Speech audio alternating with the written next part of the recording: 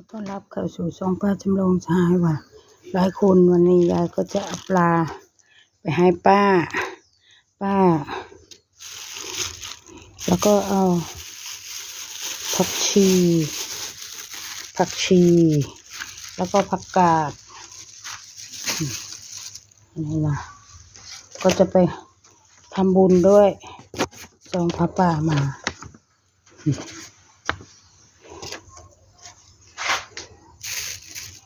มี3 อย่างเอาไปให้ป้าไม่สบายป้าผ่าตัดตาวันนี้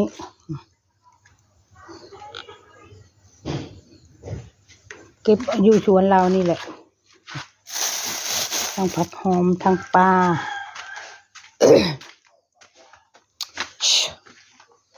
พื้นนี่ก็ทำแล้วยังไม่ได้เก็บยังเหนื่อยอยู่เพราะยายก็เพิ่งหายไข้ผักก็จะหมดแล้วเดี๋ยวก็ซ่อมใหม่เดี๋ยวก็จะหวานใหม่ค่ะเดี๋ยวแค่นี้เดี๋ยวพรุ่งนี้ก็จะตัดทำส้มผักอีกไปแจกจ่ายคนไม่กินหรอกอย่าเจ็บท้องแล้ว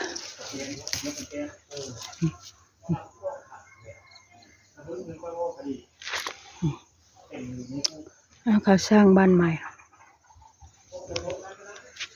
หลังบ้าน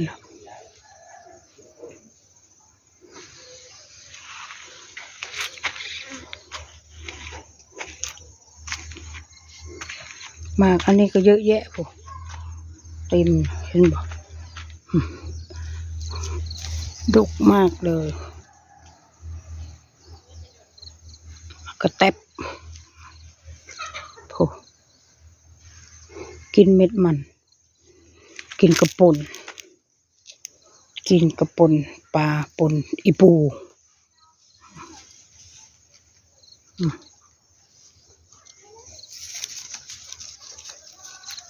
เพียบเลย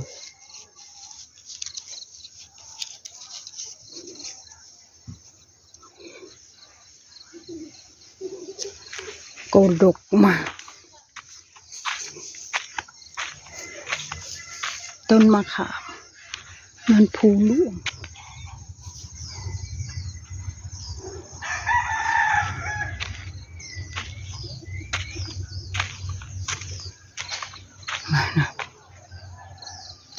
ดกเป็นดก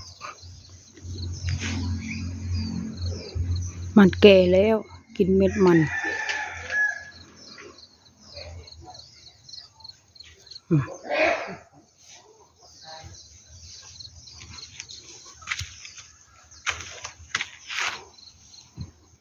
ผักชี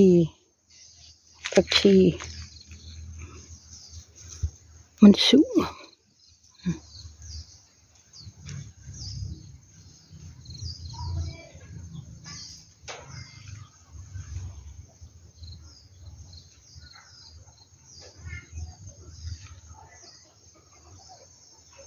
อันนั้นที่มองเห็นนะภูกระโล้น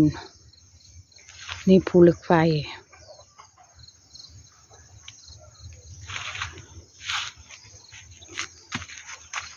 ยังไม่ได้ลดต้นไม้เลยมื้อนี้ว่าจะลดอยู่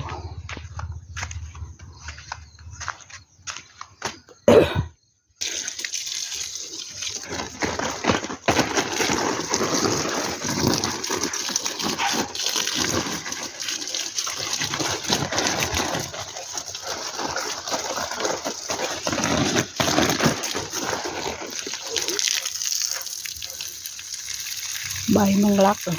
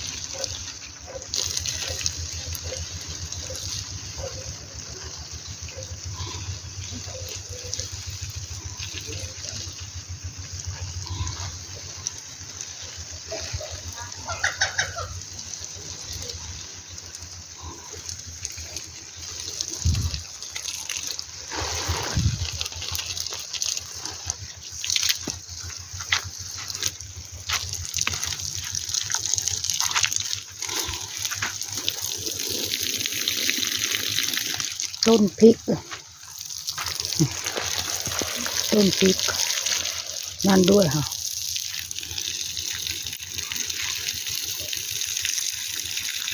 โอ้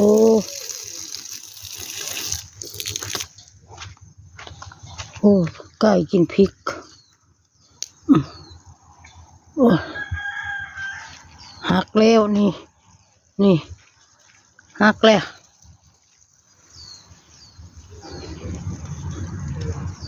ตาย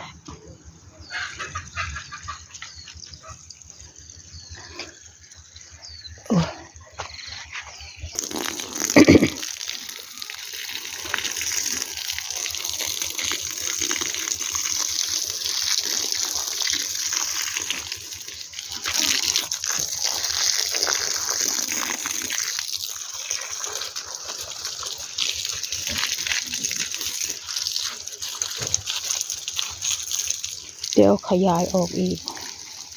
มันจะเข้าไม่ได้แล้วโอ้ยบ่ไหวบัดนี้ไก่กินหมดแล้วโอ้ไก่กินต้นพริกยายหมดแล้วโอ้